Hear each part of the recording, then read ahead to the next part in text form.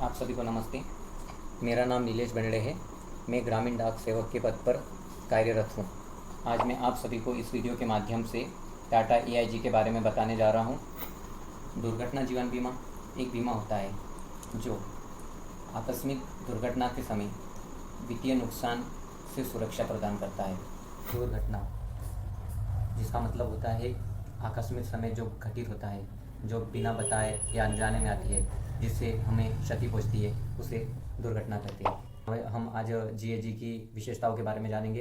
अगर आपकी दुर्घटना में आकस्मिक मृत्यु हो जाती है तो आपके नॉमिनी को 10 लाख रुपए का कवरेज प्रदान किया जाएगा। अगर किसी कारणवश आपको स्थायी रूप से पूर्ण विकलांगता हो जाती है तो आपको 10 लाख का कवरेज दिया जाएगा। और स्थायी रूप से आंशिक विकलांगता, इसका अर्थ होता है कि अगर किसी दुर्घटना में आपको आंशिक विकलांगता या आपके शरीर का कोई भी भाग शरीर से अलग हो गया हो या काम करना बंद कर देता हो तो उसको आंशिक विकलांगता कहते हैं। और स्थायी विकलांगता का अर्थ होता है परमानेंट डिसेबिलिटी। दुर्घटना या पैरालिसिस, अगर आपके शरीर का कोई अंग वहाँ होते हुए भी वह कार्य करना बंद कर दे तो उसको पैरालिसिस कहते हैं। चिकित्सा व्यय आईपीडी, इसका अर्थ ये होता है कि अगर किसी कारणवश आकस्मिक कोई दुर्घटना हो जाती है तो इसके लिए 60,000 का कवरेज प्रदान किया जाता है। और इसी में ओपीडी होता है, जिसमें अगर दैनिक देख रेख में जो भी इमरजेंसी खर्चा होता है उसको ओपीडी बोलते हैं, जिसमें 30,000 का कवरेज प्रदान किया जाता है। और मैं आप सभी को बताना चाहूँगा कि इसके उपरांत जो अस्पताल में दैनिक खर्चा होता है जिसको हम डेली कैश बोलते हैं, तो अगर अस्पताल में आप कहीं भर्ती हो तो वहाँ पर डेली कैश 1,000 रुपये दिन 10 दिन तक मान्य होगा। और अगर आपकी किसी कारणवश दुर्घटना हो जाती है और आपके जो परिजन हैं वो काफ़ी दूर रहते हैं या वो आने में असमर्थ होते हैं, इसके परिवहन के लिए 25,000 रुपये का टाटा एआईजी कवर करता है।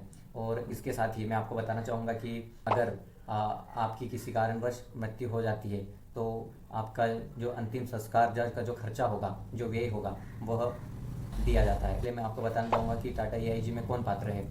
अगर टाटा एआईजी का अगर आपको बीमा करवाना है तो इसके लिए आपकी आयु 18 से 65 वर्ष के बीच में होना चाहिए। और इससे सबसे महत्वपूर्ण बात, अगर ये पॉलिसी आप लेना चाहते हो तो आपको सर्वप्रथम इंडियन पोस्ट पेमेंट बैंक का कस्टमर बनना होगा या आपको इसमें खाता खुलवाना होगा।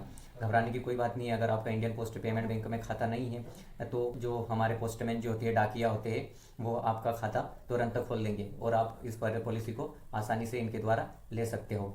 तो इसको क्लेम करना चाहते हो तो इसका एक टोल फ्री नंबर दिया हुआ है, इसकी एक जीमेल आईडी दी हुई है, वहाँ पर आप इसको क्लेम कर सकते हैं और क्लेम नंबर ले सकते हैं। और इसको अगर क्लेम करना है तो उसमें कुछ आवश्यक दस्तावेज लगते हैं, जैसे क्लेम एप्लीकेशन नंबर होता है वो लगता है और एक क्लेम फॉर्म होता है। फॉर्म आप पोस्ट ऑफिस के डाकिए द्वारा ले सकते हैं। दूसरी चीज़ होती है, अगर जहाँ पर दुर्घटना घटित हुई है वहाँ पर अगर आपने रिपोर्ट दर्ज कराई है तो जो एफआईआर होती है, फर्स्ट इंफॉर्मेशन रिपोर्ट, उसकी प्रति आपको संलग्न करना होगा। और जो अस्पताल में जो भी खर्चा व्यय हुआ, जितने भी हॉस्पिटलिटी के जितने भी बिल है, आपको वो सभी सारे उसमें अटैच करने होंगे। इसके पश्चात कुछ अदर डॉक्यूमेंट, जरूरी डॉक्यूमेंट होते हैं जिसमें उसका कार्ड वगैरह होता है, कौन से हॉस्पिटल में एडमिट था, कितने दिन तक एडमिट था, ये सारी चीज़ें आपको भर के एक जीमेल होती है टाटा एआईजी, उस पर सेंड कर देना होगा, जिससे कि आपका क्लेम 15 दिन के अंदर हो जाएगा।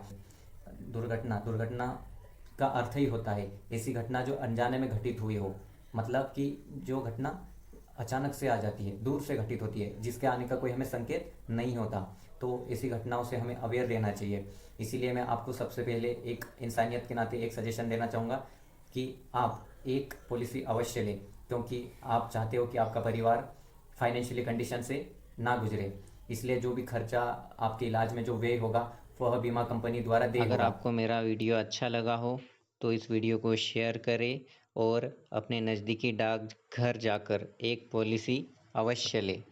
धन्यवाद।